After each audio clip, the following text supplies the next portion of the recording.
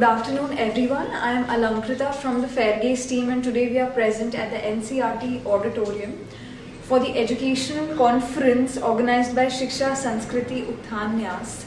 And today we have with us many educationists who have given their immense contribution in the field of education. Today the theme is NEP and the road ahead for schools for the same, and how this policy will be integrated ahead in future in the schools. So let's see what these educationists have to say and let's take their insights and perspectives. Good afternoon everyone. I am Alankrita from Fairgaze और आज मैं श्री अतुल कोठारी जी के सामने खड़ी हूँ. यहाँ हम आज NCERT के ऑडिटोरियम में हैं और आज हमने NEP के बारे में बात की. तो सर मैं आपसे जानना चाहूँगी कि आपकी क्या राय है NEP के बारे में.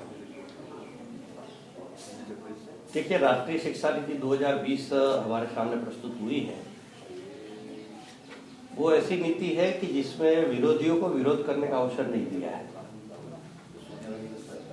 इस नीति की आधारभूत जो बात है कि ये भारत केंद्रित, भारत सेंट्रिक पॉलिसी है, जो हमारे भारत में ही हमारी नीति हमारे अनुकूल नहीं थी शिक्षा नीति. तो इस दिशा का ये प्रयास पहली बात है. और इस नीति में comprehensive, holistic and integrated approach है. समग्र, सर्वांगीण और एकात्म दृष्टि है. और ये समग्रता दृष्टि यही भारतीय दृष्टि है. आज हम शिक्षा को टुकड़ों टुकड़ों में पार्टली सोचने की जो एक सिस्टम आदत हो गई है, उसमें से बाहर आने का एक रास्ता दिया है.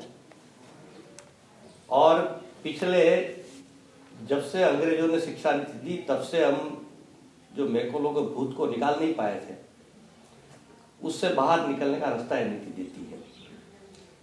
नीति बहुत अच्छी है, सब बातें बहुत ठीक बात है, लेकिन हमारे देश में सबसे बड़ी जो चैलेंज, चुनौती है कि इसका क्रियान्वयन, इम्प्लीमेंटेशन. क्योंकि हमारे देश में बातें बहुत बड़ी बड़ी हो जाती है, बाद में क्या होता है आप सब जानते हैं. तो इसलिए अच्छी बात यह है कि भारत सरकार ने, राज्य सरकारों में बहुत सारे लोगों ने इसके क्रियान्वयन, इम्प्लीमेंटेशन पर काम शुरू कर दिया है. हम लोग शिक्षा संस्कृति उत्थान न्यास के माध्यम से भी, जब 29 जुलाई को शिक्षा नीति घोषित हुई, तब से हम इसके क्रियान्वयन, इम्प्लीमेंटेशन काम में लग गए हैं. हमने अभी तक 200 से अधिक इस प्रकार के सेमिनार, वेबिनार, संगोष्ठियों का आयोजन किया है. इसी क्रम में आज यहाँ दिल्ली के प्रिंसिपालों का एक वर्कशॉप दिन भर का हो रहा है NCERT के सभागृह में, जहाँ NCERT के डायरेक्टर, सेक्रेटरी, इन सब लोगों को भी हमने निमंत्रित किया और वो सब आए हुए हैं. सबका मार्गदर्शन मिल रहा है.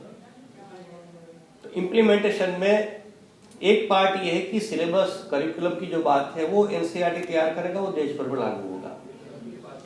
कुछ सिस्टम के रूप में चेंजेस करना है. पहले जो 10+2 सिस्टम था, इसके बदले 5+3+3+4 सिस्टम जो आया है, वो चेंजेस जो करना है वो सरकार के स्तर पर करना है. लेकिन इस नीति में कहा गया है कि बच्चों का चरित्र निर्माण और व्यक्तित्व का समग्र विकास, होलिस्टिक डेवलपमेंट, कैरेक्टर बिल्डिंग होना चाहिए. तो वो प्रत्येक स्कूल के लोगों ने करना है. वैल्यू एजुकेशन की बात है, स्किल डेवलपमेंट की बात है, वोकेशनल एजुकेशन की बात है, परामर्श केंद्र की बात है, काउंसिल सेंटर जो है उसकी बात है. ये जो सारी बातें हैं, ये प्रत्येक स्कूल लेवल पर ही करनी है.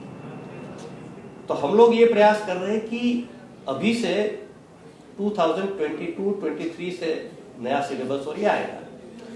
तो उसके पूर्व सारे स्कूल के प्रिंसिपल्स, टीचर, शिक्षक, आचार्य, सब लोग तैयार हो जाए, सब दृष्टि से प्रिपेयर हो जाए, और जो बात हमको डायरेक्टली इंप्लीमेंट करनी है उसका काम स्टार्ट कर दिया जाए, प्रारंभ कर दिया जाए.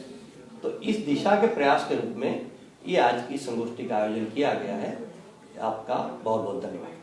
Thank you so much, sir. So thank you for watching this video and stay connected with Fairgaze for more such engagements. I hope this video gave you, a better perspective and a better insights from these educational leaders on the NEP 2020, and you can find us on YouTube, Facebook, Instagram, LinkedIn and Twitter. And please share this video and stay updated with Fairgaze. Thank you.